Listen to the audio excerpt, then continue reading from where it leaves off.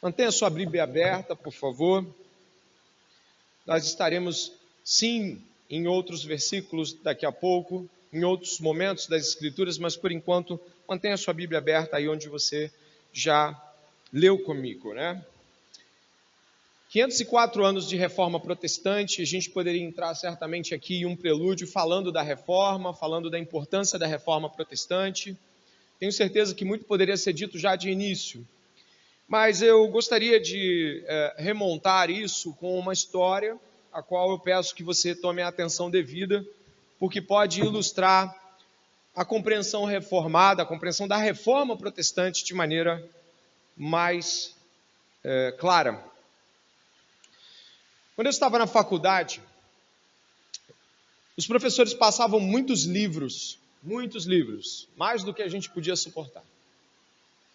E eram tantos e tantos livros, tantos e tantos títulos de autores que nós nunca havíamos sequer descoberto na vida, e se eles não falassem, a gente não descobriria, que eu ficava tentando entender qual livro eu compraria primeiro.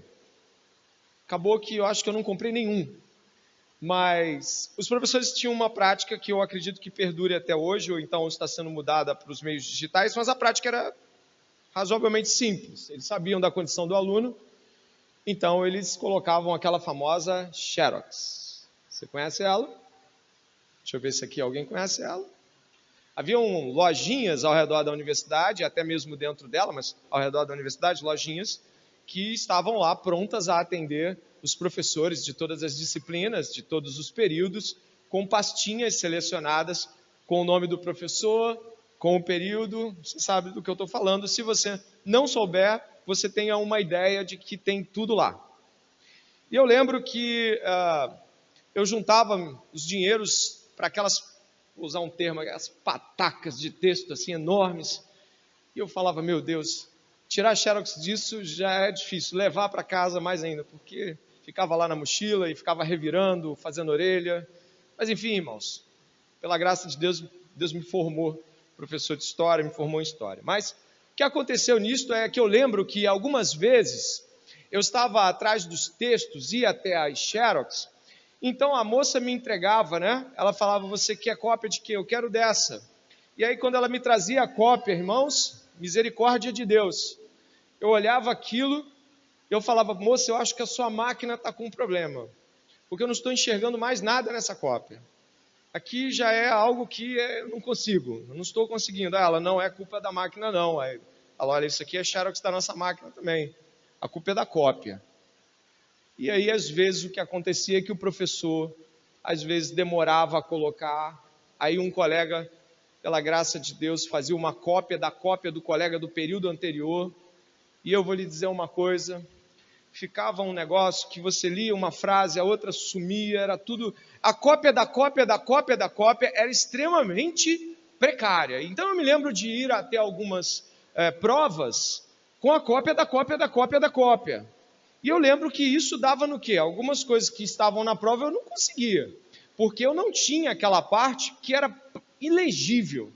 Haviam lacunas na compreensão, e eu posso lhe dizer, às vezes, dependendo do que seja, a gente não conseguia acessar o professor, que era o original, né, o dono do livro, né, e ficava aquela terrível frustração de você não ter o conteúdo todo, e mais, quando vinha a cópia da cópia, aí mesmo que você se desesperava, tudo muito fraquinho, tudo muito claro. Quem já passou pela cópia da cópia, levanta a mão para ver se eu tenho... Nossa, graças a Deus tem pessoas que se identificam aqui com o sofrimento da cópia da cópia. A cópia da cópia levava a um distanciamento muito grande do original. Era muito difícil reconhecer o que de fato estava por lá. E eu estou falando isso tudo porque eu gostaria de ilustrar, a partir desta visão, de que a reforma protestante, que tem como marco principal o fixar das 95 teses na catedral da igreja do Castelo de Wittenberg, esta reforma protestante, ela tem a ver com esta ilustração, porque a Igreja Católica Romana, ela desde o século, principalmente desde o século VI até o século XV, XVI, ela foi fazendo uma cópia da sua própria ideia sobre o Evangelho. E cada vez que a Igreja Católica Romana sobrepunha uma cópia do último concílio, do último Papa, daquilo que o Papa subscreveu, e aí vinha outro Papa e copiava aquilo e acrescentava alguma coisa, sabe de uma coisa? Por fim aí de uns quase 8 séculos, o que se recebia sobre o Evangelho já estava muito longe do original. Se essa ilustração que eu lhe dei lhe serve para deixar você apavorado com a ideia de que uma coisa original, quando ela não é bem copiada, ela pode chegar a outros com uma distorção terrível, imagine o que era a Igreja Católica tendo abandonado o Evangelho original e ficado com uma falsificação do Evangelho e tê-lo copiado geração após geração durante 8 séculos. Bom, o que chega no século XVI para uma pessoa da Idade Média ou da Renascença são distorções gravíssimas. O Evangelho havia sido completamente diluído em um mar de adulterações doutrinárias que estavam se sobrepondo em muito à mensagem original. E é claro, nenhuma ilustração ela tende a esgotar completamente aquilo que é a realidade. Mas a Igreja Católica Romana não estava interessada em resgatar os originais lá do século I e II, em termos de doutrina, em termos de compreensão evangelical. A Igreja Católica havia se contentado com a sua cópia distorcida das realidades cristãs. E o que aconteceu? Bom, aconteceu que o bom depósito, o bom tesouro do Evangelho havia sido adulterado e lançado para muito longe. A tese de número 62 do monge Martinho Lutero, uma das 95 que foram afixadas no castelo, na igreja do castelo, diz isso aqui: o verdadeiro tesouro da igreja é o Santíssimo Evangelho da glória e da graça de Deus. Isso não estava mais no olhar da igreja romana. E o resgate do Evangelho, do depósito confiável de que os pais da igreja haviam legado, mas a Igreja Católica havia deixado para lá, é certamente a maior das conquistas da Reforma Protestante. O resgate do que é de verdade, verdadeiramente, o Evangelho. A caricatura que o cristianismo católico romano havia se tornado, aquela imagem, aquele pastiche, foi demolido pelo poder de Deus, quando a palavra de Deus saiu diante de reis, príncipes, papados, e nada ficou de pé. E Lutero fala isso, como nós conversamos hoje pela manhã. Ele não fez nada, diz Martim Lutero, a palavra fez tudo. E é neste espírito que nós compreendemos o texto desta noite como um texto no qual o apóstolo Paulo também nos aponta para algo que nós não devemos perder de vista. Assim como a reforma resgatou, nós hoje também devemos resgatar. Para isso, eu gostaria que você mantivesse os seus olhos sob a carta e voltasse um pouco em alguns versículos. Eu gostaria que você pudesse olhar o verso 13, 14 e 15, aí mesmo da segunda epístola. Eu gostaria que você pudesse ver aí, 13, 14 e 15. Existem vários problemas acontecendo em Éfeso, e Paulo está muito preocupado de que determinada atitude seja mantida e seja guardada, de modo a que ela não venha a ser deturpada. Olha o verso 13, por favor.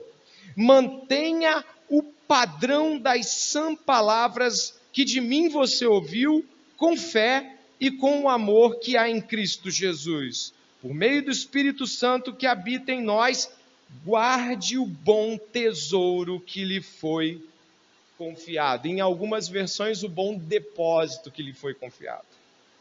Onde a gente encontra então o bom depósito? No Evangelho de Jesus Cristo.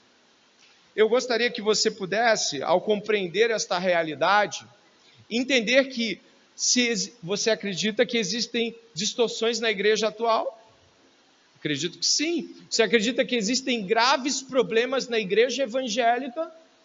Acredito que talvez você vai dizer sim, pastor. Deixamos para lá por muito tempo o original. Fizemos uma cópia fajuta de algo que de fato não era o evangelho. Recebemos e transmitimos aquilo que não era a fé apostólica. E hoje pagamos caríssimo não ter mantido a tradição que os apóstolos receberam de Jesus Cristo. De tal forma que nós hoje, quando vamos pregar o evangelho para uma pessoa evangélica, ela é incapaz de reconhecê-lo. Já teve essa sensação? Ela é incapaz de dizer glória a Deus, porque ela vai dizer, não é isso que eu aprendi. Mas é lógico, houve uma total desconexão daquilo que o Evangelho de Jesus Cristo é, daquilo que ela recebeu e daquilo que ela acredita ser a verdade. Portanto, compreendendo esta realidade, eu gostaria que você pudesse ir comigo nessa compreensão, nesse mesmo espírito, entender o que o apóstolo Paulo está dizendo para nós hoje, disse para Timóteo, e eu tenho certeza que combina totalmente com o espírito da reforma protestante. Vamos de novo aos versículos que nós vamos ter aqui como versículos chaves. Venha comigo de novo à segunda epístola de Timóteo, nós vamos reler o verso 1 ao 4, me acompanhe por favor. Quanto a você, meu filho, fortifique-se na graça que é em Cristo Jesus. E o que você ouviu de mim na presença de muitas testemunhas, isso mesmo transmite a homens fiéis, idôneos para instruir a outros. Participe dos meus sofrimentos como bom soldado de Cristo Jesus. Nenhum soldado em serviço se envolve em negócios desta vida, porque o seu objetivo é agradar aquele que o recrutou. Este é o espírito deste texto. Existe um legado doutrinário. Este legado doutrinário, se vier a ser corrompido, destruirá toda a igreja de Éfeso, a qual Timóteo foi enviado, e o legado de Paulo, que ele está deixando você tem que guardar isso, você tem que guardar esse depósito. E o primeiro ponto que eu gostaria de ressaltar é justamente esse, é preciso se fortalecer na graça de Deus para guardar o bom depósito. Meus irmãos, se fosse fácil pregar fielmente a palavra de Deus, homens não morreriam por isso. Homens e mulheres não teriam sido lançados às feras e nem perseguidos durante o tempo da reforma. A palavra de Deus seria algo que a gente poderia pregar com bastante tranquilidade, não teria nenhum problema, todo mundo ia falar muito legal esta sua pregação e todo mundo poderia dizer assim, nossa, como o evangelho é a verdade, todo mundo aceita. Pelo contrário, por ser a verdade, não é bem assim não. E aí Paulo vai dizer, quanto a você, meu filho, fortifique-se na graça que há em Cristo Jesus. O Evangelho, a mensagem do Evangelho sempre trará problemas àqueles que a portam. Os portadores da verdade serão sempre pessoas que passarão agruras, perseguições. Eles estarão diante de cenários que afunilam as suas escolhas ao ponto de que elas parecem loucura ao mundo. Paulo sabe muito bem que se Timóteo flexibilizar, ser um guardião da verdade, para ser um guardião que releva doutrinas ou aspectos espúrios que não são palavra de Deus, a verdade naufragará, a igreja vai cair com ele. E por isso Paulo é tão zeloso.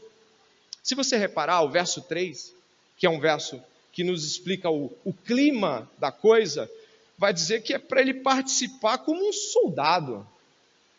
Espera aí, soldado tem a ver com alguma coisa que você conhece, né? Guerra. Guardar a palavra de Deus, entrar em guerra. E o bom soldado não é aquele que fica apenas na posição de onde vem a guerra, de onde vem o ataque. Paulo chama para que ele participe. Você vem até mim. A segunda epístola, inclusive, termina com Paulo chamando Timóteo a Roma. Você deve lembrar disso. Mas por quê? Paulo não apenas está dizendo que esse bom soldado é aquele que está defendendo o posto, mas é aquele que vai à guerra. É aquele que põe as caras. É aquele que dá a cara à verdade. Esta guerra, que é lutar pela verdade evangélica, a verdade de fato, o evangelho de Jesus Cristo, que já vai ser trazido aqui, ipsis literis, é dolorosa, aflitiva, e muitos de nós, eu poderia dizer assim, a maior parte de nós, talvez não consiga ver o quão difícil é ser portador, guardião e transmissor da verdade, porque nós não levamos isso como uma guerra. E como guerra eu não quero dizer alvejar as pessoas para machucá-las, feri-las, atacá-las. Como guerra eu não quero dizer trocas inúteis de palavra que o apóstolo Paulo no capítulo 2 reprova, contendas inúteis ao evangelho. Ele reprova, ele fala isso não é para ser feito. Nós estamos falando quanto à verdade, aquela que quando é pregada incomoda o coração da pessoa.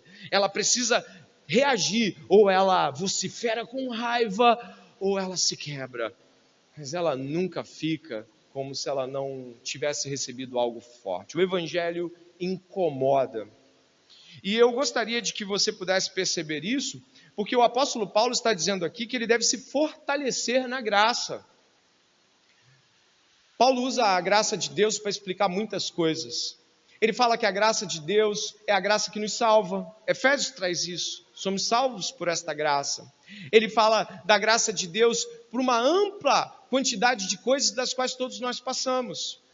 Alguns poderiam usar o termo reformado mais recente. Veio de Calvino, mas mais construído por Kuyper, né, o reformador holandês, né, um neocalvinista, que falava muito da graça comum. Então tem graça no mundo inteiro atuando. Mas Paulo está dizendo para escavar, e John Stott, teólogo inglês, vai dizer o seguinte: Paulo está dizendo para Timóteo escavar, ir fundo na graça. O fortificar aqui, o fortalece-te, é como alguém que está indo em uma mina e cavando mais fundo e mais fundo, porque ele vai precisar de muita força para suportar os confrontos por não sucumbir à mentira. Paulo, em uma das menções mais célebres, o apóstolo Paulo, que ele vai falar da graça, ele vai falar, por exemplo, de uma graça que é suficiente. Eu coloquei aqui para que todos pudessem lembrar, quando Paulo está com espinho na carne, pede a Cristo que por 3 vezes possa retirar esse espinho na carne dele. Cristo traz a frase que muitos de nós já usamos em muitos momentos para lutar contra aspectos que nos fustigam. Vai dizer assim a palavra do Senhor: a minha graça é o que basta para você. Em algumas versões, a minha graça te basta, porque o poder se aperfeiçoa na fraqueza. A graça, o fato de que Deus está a favor dos seus, é o suficiente para encarar o desafio de guardião da verdade. Saber que Deus está a favor dos seus pregadores, dos seus ministros, das mulheres, dos homens que levam a palavra de Deus adiante, saber que Deus está nisso, e que o favor dele está nisso, que a bondade dele está nisso, é o suficiente para encarar. E foi assim com o nosso irmão Lutero também no século XVI. Hoje eu estava com as crianças vendo o filme de Lutero na parte da tarde, e teve uma hora que eu pensei, meu Deus, como ele encarou isso? Ele encarou o papado inteiro, ele encarou Roma, o império, uma grandeza que a Igreja Católica tinha. Como ele encarou isso? O padreco, os católicos, os clérigos zombavam: como é que esse padreco vai fazer alguma coisa?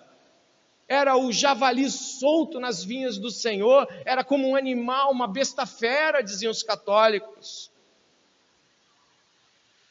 O apóstolo Paulo disse que foi sustentado pela graça de Jesus. Nosso irmão Lutero também foi sustentado pela graça de Jesus. E nós devemos crer que a graça nos basta para essa dura batalha por ser pregoeiro da verdade. E aqui hoje, antes da gente continuar, e já agora passar, já quase pedindo ao meu irmão, já quase pedindo a ele para passar para uma segunda etapa do sermão, eu gostaria que você pudesse entender que esta guerra é tão grande, que é necessário um escavar, um fortalecer-se, porque isto é grandioso, isto é terrível, e esta palavra terrível quer dizer que isto é maior do que nós conseguimos ver meramente com nossos olhos. Paulo diz também em Filipenses que ele foi posto em defesa do Evangelho. Paulo usa muitas menções à guerra, à defesa e aspectos bélicos, porque ele entende esta realidade de confronto, que muitas vezes parece não ser uma realidade que nós entendemos. Mas o que Paulo está pedindo nesta batalha? Qual é o modo com o qual o apóstolo Paulo e os reformadores posteriormente mandaram que a gente vivesse como guardião da verdade? Eu quero olhar ali com você, mantenha a tradição e batalhe por isso. Olha o verso 2, dê uma olhada. E o que você ouviu de mim, na presença de muitas testemunhas, isso mesmo transmita a homens fiéis, idôneos para instruir a outros. A palavra transmite, ela é uma palavra que tem origem, mais propriamente, na língua latina. Traditio, sabe o que significa? Transmite, ou tradição. Que interessante. Esta palavra que Paulo está usando para transmitir, também é a palavra que Paulo usa para tradição. Manter a tradição. Por muito tempo, os cristãos evangélicos, com medo de se ligar ao papado, à Igreja Católica, eles negaram tradições importantes. Quantos de nós não acreditávamos que o credo apostólico era posse da Igreja Católica? Quando, na verdade, é um tesouro, né? E aí não como o Evangelho, mas é um dos bons depósitos que a Igreja cristã tem, o credo apostólico, bem anterior à Igreja Católica Romana, recitado já no século II, o credo apostólico. Uma vez eu vi um crente com medo de falar o Pai Nosso em voz alta, numa roda de oração no trabalho.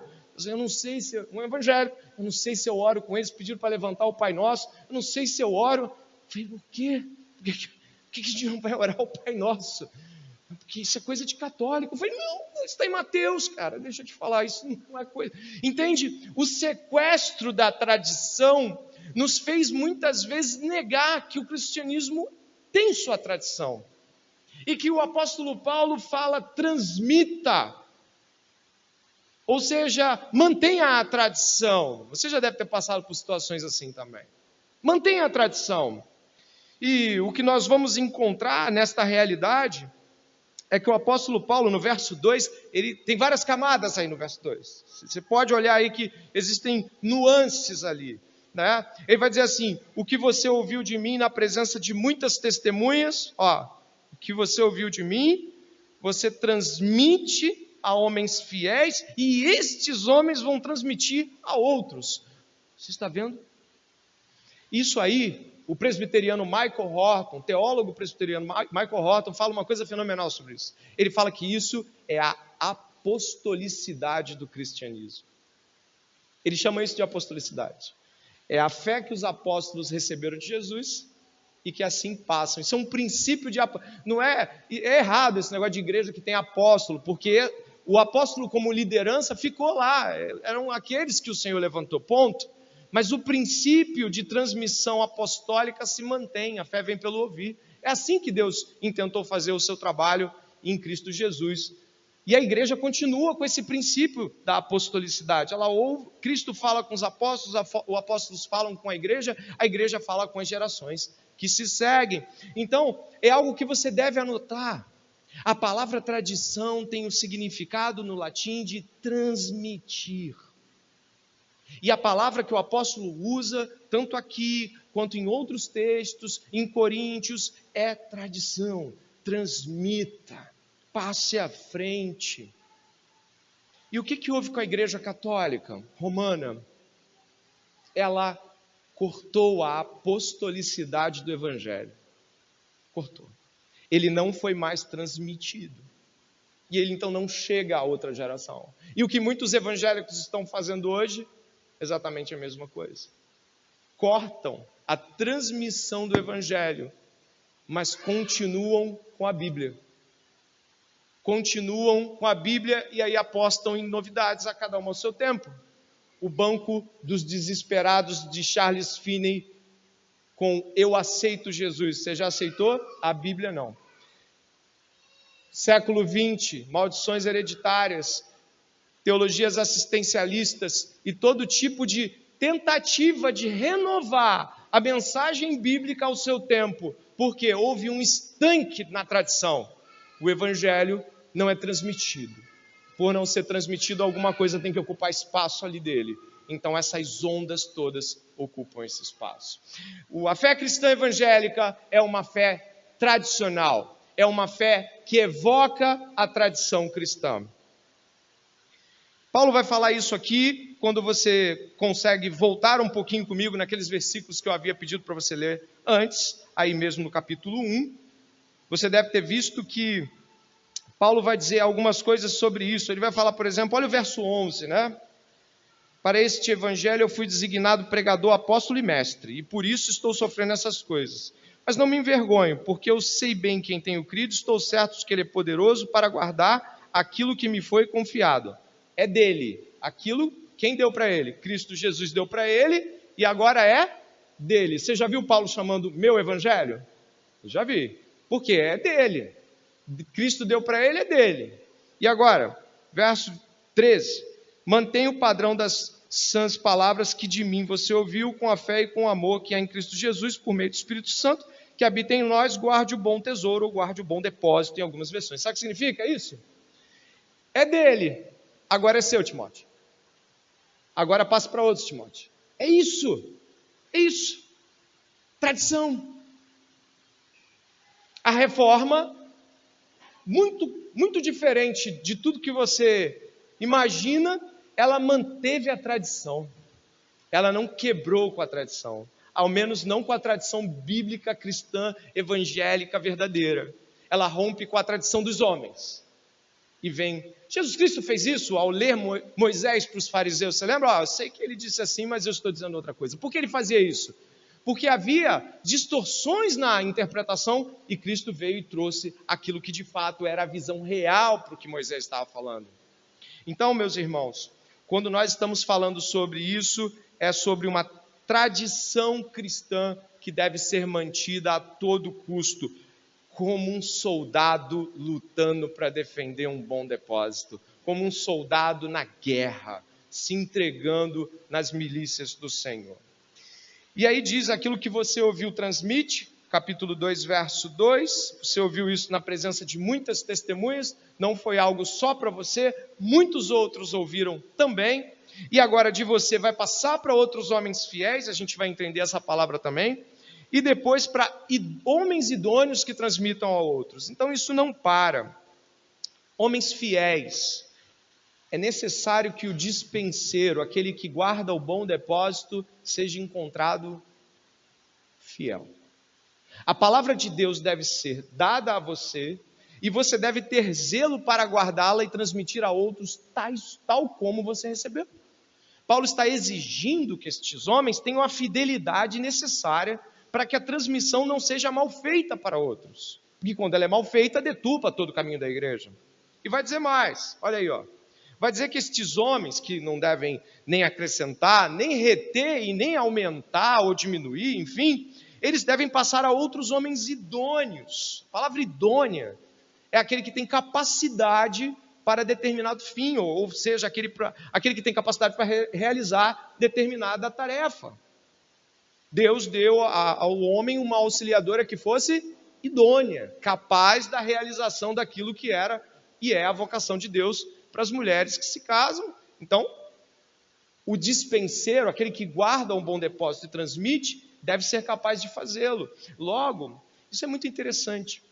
Há uma preocupação aqui de Paulo com Timóteo, de que ele realmente entenda esta realidade e transmita a estes homens. Essa é a proclamação do Evangelho. Presta atenção, a proclamação do Evangelho é a todos. Mas Paulo está com uma preocupação muito grande de que isso tenha pessoas que de fato se empenham em passar isso adiante. As lideranças da igreja devem ser, e aí eu uso essa ilustração, bons depósitos de Cristo nas igrejas locais. Deve haver em nossas igrejas pessoas que, quando recebem a palavra de Deus, se esmeram em transmiti-la tal como ela é. E para que isso aconteça, e aí onde você compreende melhor o verso 3, o verso 4 e o que se segue, Paulo vai fazer outras ilustrações da qual eu não vou usar, mas Paulo vai usar exatamente esta questão do soldado. Por quê, irmãos? Para que você mantenha o bom depósito, você sabe que sendo um soldado é porque você pode vir a ser atacado. Alguém vai tentar tirar isso de você, ou trocar, ou roubar, ou furtar, ludibriá-lo, enganá-lo. Para ser um bom soldado, você que já viu filmes de guerra e guardando algo que é muito precioso, um arsenal de guerra, algo que você tem de ficar atento, vigiando o tempo todo. Você tem que levar isso em uma escolta com outros homens com uma atenção muito grande, porque é muito valioso, porque é um depósito que vale, e sendo o evangelho, vale mais do que o soldado, vale muito mais do que qualquer um de nós. E esta batalha pela fé, ela vai nos apontar de que existem coisas que podem vir a desviar o olhar do soldado, que é o verso 4 diz, dê uma olhada. Nenhum soldado em serviço se envolve em negócios desta vida, porque o seu objetivo é agradar aquele que o recrutou. O que significa isso? A realidade cristã é de que não basta ser soldado, tem que ser bom soldado. E o bom soldado, ele está completamente focado na guerra. É trabalho para uma vida toda. É trabalho que vai fazer com que muitas coisas que outros aparentemente podem fazer, você não vai fazer. Eu gostaria de refletir com você de que muito do que o Evangelho representa para algumas pessoas é só uma boa mensagem de aconselhamento para que a vida não seja tão difícil. O Evangelho representa para muitas pessoas, e eu espero que não seja assim para você que nos visita esta noite, mas o Evangelho para muitas pessoas é uma parte da sua vida. É uma coisa importante que você não pode esquecer. Para o apóstolo Paulo era tudo. E ele estava ensinando para Timóteo que é tudo para ele. E esta noite o Espírito Santo nos guia e nos mostra de que o que temos de mais precioso a guardar é o Evangelho de Jesus. E levá-lo como um soldado guerreando durante a vida. E caminhando e concluindo, eu gostaria que você fosse até este final aqui comigo. Mas por quê? Eu vou estar conduzindo os irmãos, os visitantes que aqui nos dão essa graça de ouvir a palavra também. Eu gostaria de conduzi-los a algumas tradições cristãs. Como assim? Não seria justo eu falar de tradições cristãs sem ir nos momentos onde o próprio apóstolo Paulo diz, guarda isso. Onde o próprio apóstolo Paulo diz, isso é tradição, isso é nosso. Porque você que está ouvindo sobre tradição cristã pode pensar, então quais são elas? Eu não posso te dizer tudo aqui, porque o culto não terminaria. Mas eu vou lhe dar alguns momentos onde Paulo usa as palavras que nós estamos entendendo aqui como tradição. Então, quais tradições? Eu gostaria de que você fosse até a primeira delas e se encontra, e aí você pode voltar aí com a sua Bíblia até Coríntios, que é uma epístola muito próxima de onde você está, um pouco mais atrás, por favor. Eu gostaria que você pudesse ver algumas tradições cristãs. Vamos supor que ao término destas 4 tradições que eu vou mostrar para você, você diga assim para mim, não concordo. Eu vou lhe dizer o seguinte, se você discorda das Escrituras, se com o coração você confessa isso, você não é cristão. Se você vier aqui e dizer assim, não, eu recebi outra tradição, esquece, está enganado. Por isso, preste atenção nestes exemplos que serão mencionados nos próximos 10 minutos. Preste muita atenção. Olha o que Paulo diz aqui em 1 Coríntios capítulo 11.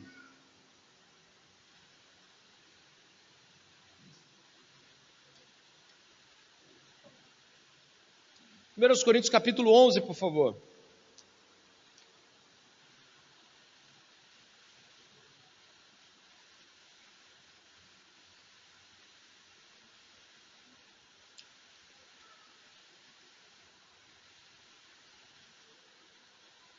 Na verdade, aproveitando o ensejo, aí pertinho, você vai voltar para o 10 e vai ver o 31. Talvez você nem vai virar a página, talvez eu nem sei se você vai mudar a página. Mas o 10:31, dá uma olhada, você achou? Olha o 10:31. 1 Coríntios 10:31. Portanto, se vocês comem ou bebem ou fazem qualquer outra coisa, façam tudo para a glória de Deus.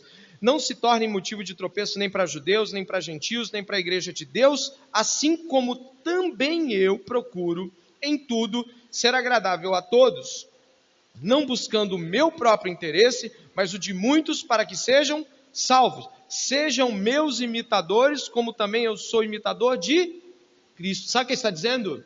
Ele está chamando para si esse olhar na tradição. A tradição cristã não é mera transmissão de conteúdo, mas é a encarnação de doutrina. Eu vivo segundo a doutrina e logo eu posso chamar você para olhar para essa tradição encarnada. Paulo não está dizendo apenas olhe para Cristo. Sim, ele diz, mas ele diz de uma forma muito especial. Ele diz, olha para mim, eu olhei para Cristo, imitei ele, agora você pode me imitar. Esse elo de imitação cristã precisa ser para nós aquilo que também nos move na direção de dizer a outros, faça isso, aprendi de Cristo que é assim, aprendi de Cristo que todas as coisas são para Ele, aprendi de Cristo perdão, aprendi de Cristo, olha para mim. Esse chamar a atenção e olha o que Paulo vai dizer no verso 2, eu os elogio porque em tudo vocês se lembram de mim e retêm o quê? As tradições, assim como eu as transmiti a vocês. Olha aí a palavra tradição, como ela é cara para o cristianismo. Paulo está chamando a atenção, olhe para mim, viva como eu. Que bom que vocês têm mantido as tradições. Nós temos dificuldade de fazer isso muitas vezes porque queremos viver Cristo sem a igreja. E como eu vou chamar alguém para viver Cristo, se Ele é o cabeça da igreja, e nós, os membros de seu corpo, como vou chamar alguém para imitar, se eu não pertenço à igreja de Cristo? Se eu não faço parte daquilo a qual todos os apóstolos concordavam fazer, o corpo de Cristo. Vamos mais, dê uma olhada por favor, aí mesmo, na epístola aos Coríntios, você vai dar uma olhada no verso 23, por favor. Olha, novamente Paulo evocando a tradição. Dê uma olhada. 11:23, aí mesmo. Ó. Você pode ler comigo, por favor, o 23, o 24, o 25 e o 26? Vamos lá. Porque eu recebi o que também lhes entreguei, que o Senhor Jesus, na noite em que foi traído, pegou um pão e, tendo dado graças, o partiu e disse, isto é o meu corpo que é dado por vocês, façam isto em memória de mim. Do mesmo modo, depois da ceia, pegou também o cálice, dizendo, este cálice é a nova aliança no meu sangue, façam isto todas as vezes que o beberem, em memória de mim, porque todas as vezes que comerem este pão e beberem do cálice, vocês anunciam a morte do Senhor. Tradição de como a ceia deve ser feita. Se você ler o capítulo todo, vai mostrar as motivações da ceia, as realidades heréticas que estavam surgindo na igreja de Corinto, as múltiplas formas do engano. Presta atenção, nós estamos falando de tradições cristãs. Para muitos de nós isso é um assombro, pensar que o cristianismo lega tradições.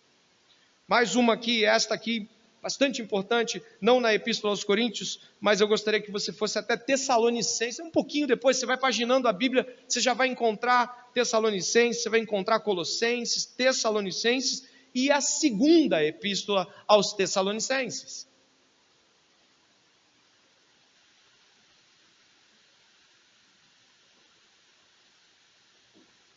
Meu tom um pouquinho mais alto se dá pela chuva, então espero que você entenda aí para que se mantenha a audição para todos aí. Dê uma olhada na segunda epístola aos Tessalonicenses.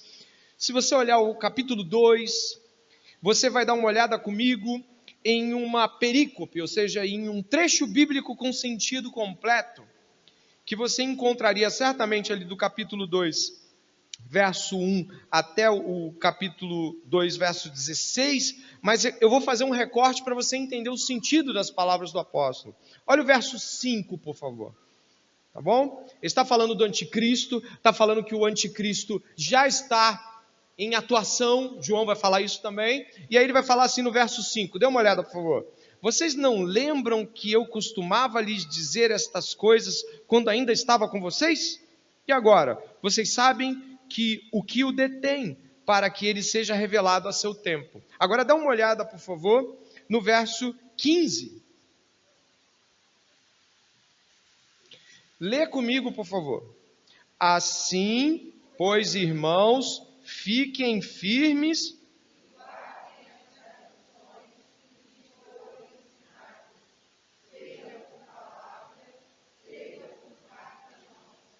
Existe do verso 5 até o verso 16 um monte de coisas que estão sendo relembradas e que foram coisas que Paulo os legou como tradição cristã.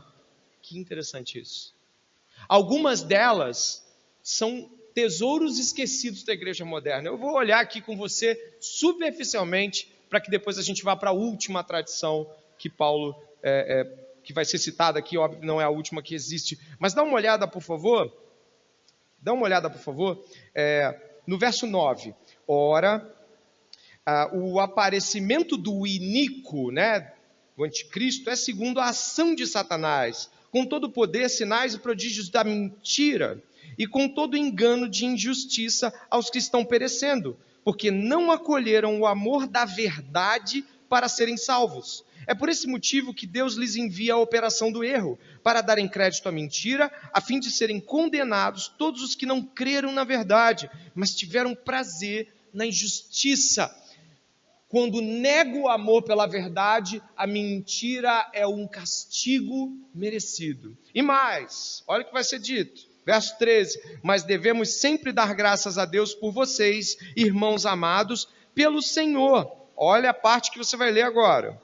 Porque Deus os escolheu desde o princípio para a salvação, pela santificação do Espírito e fé na verdade. Foi para isso que também Deus os chamou mediante o nosso Evangelho, para que vocês alcancem a glória do nosso Senhor Jesus Cristo. Está falando sobre eleição, sobre as pessoas serem chamadas por Deus, escolhidas para a salvação desde o princípio. Ou seja, antes que elas existissem, Deus já havia escolhido para tal. E vai mais ainda, vai dizer que essa realidade é por intermédio do Evangelho. Foi isso que você leu aí.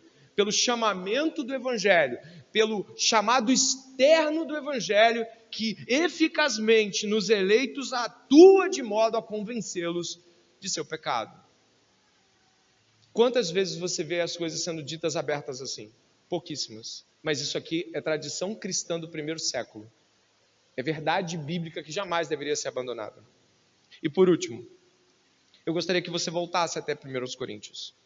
E você pudesse ver comigo o capítulo 15. Esta, a tradição das tradições. Esta é o cume da nossa montanha de tradições. Estamos aqui no topo máximo dela.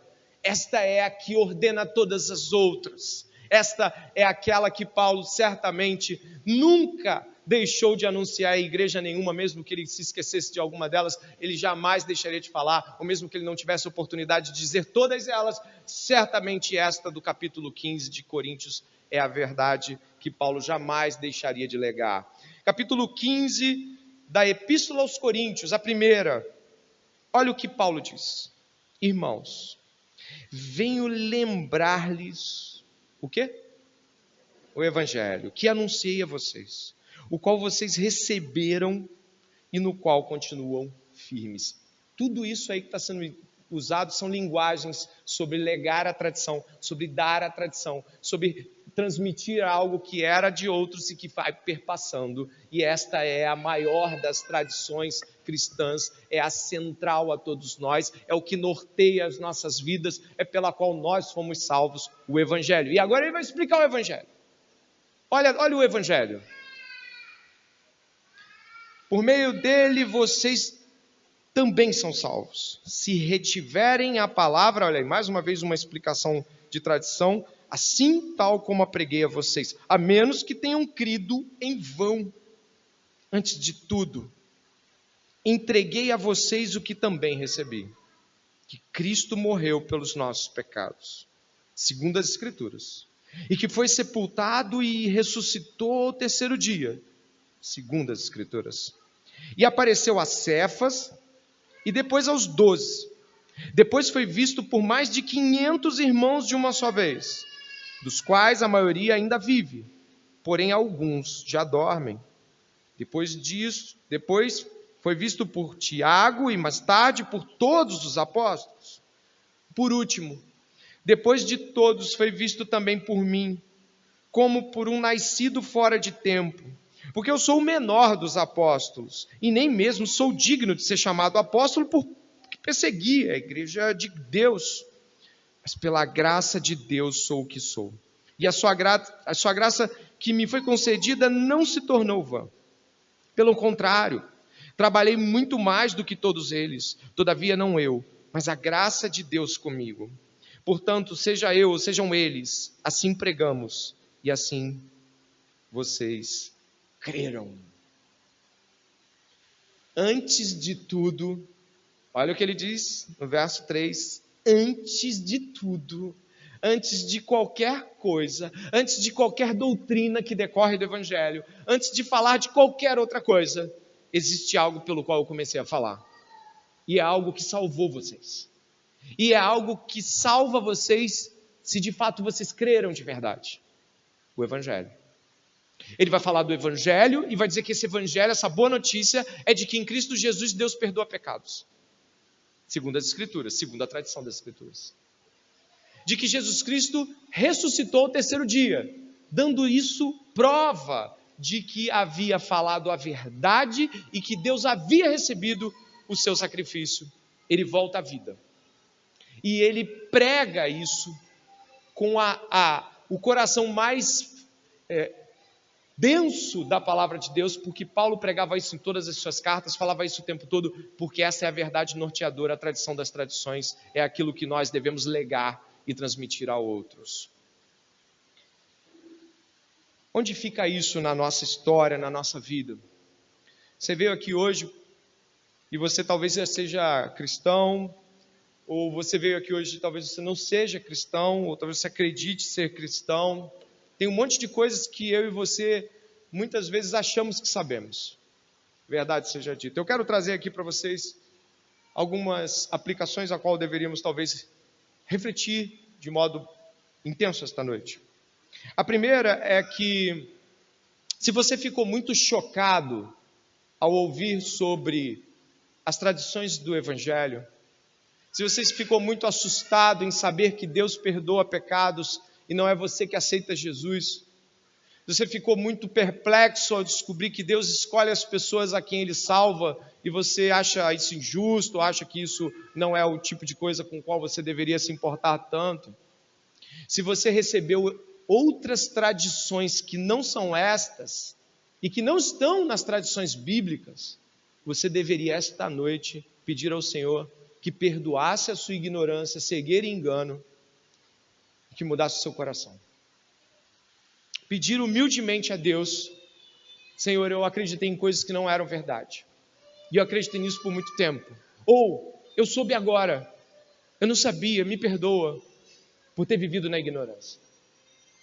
Então, se você não conhece a Cristo ou achava que conhecia, é uma noite que eu tenho certeza absoluta que o Senhor pode e quer mudar a vida de todo aquele que crê. Se você é cristão, talvez você tenha alguns problemas com algumas coisas, E essas coisas precisam ser resolvidas também em Cristo esta noite. Talvez você tenha problemas com congregar-se. Você tenha problemas com o fato de que a igreja não é tão importante ou tão urgente assim. Ou talvez você seja cristão e não acredite que deva estar o tempo todo falando às outras pessoas sobre a sua fé, de que isso é chato. Talvez você não quer ser o chato do trabalho, ou o chato da faculdade, da escola, da família, que está sempre falando do evangelho. Mas eu advirto em nome de Jesus você, a fé cristã é uma fé tradicional, é uma fé de transmissão. Um passa para o outro aquilo que recebeu. Isso você ouviu a noite toda. Só toma cuidado porque de repente você fez a cópia da cópia errada, que nem eu falei lá no começo, e continua transmitindo a mensagem de modo distorcido e vai precisar de ajuda para rever muita coisa. Então seja humilde e pergunte.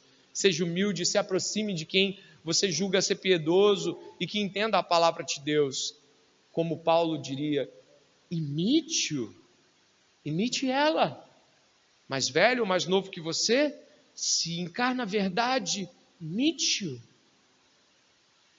E em Cristo, eu te peço, apelo, como diria o pregador Charles Spurgeon, quando no final dos seus sermões, ele, no século XIX, o batista Charles Spurgeon apelava, exclamava às pessoas que recebessem a Cristo, que recebessem o poder de Cristo no Evangelho, que parassem de viver uma vida sem discipulado, sem igreja, achando que é crente, que se lancem em Cristo Jesus esta noite, que façam a obra de Deus que consta nas Escrituras, que é seguir adiante com a mensagem do Evangelho como um bom soldado de Cristo. Que eu e você esta noite tenhamos recebido da parte do Senhor algo que não vai ficar só com a gente, mas que vai ser transmitido, como a tradição ordena. Amém? Ore comigo neste momento, pedindo a Deus que te convença das verdades com as quais você ainda luta, que mude o seu coração, se ele ainda não é mudado, se a igreja não dá testemunho disso. E eu peço que em Cristo Jesus, aqueles que já são cristãos, possam não achar que transmitir a verdade a outros é artigo só dos evangelistas de carteirinha, seminaristas ou pastores, mas de todo aquele que crê e confessa o Senhor.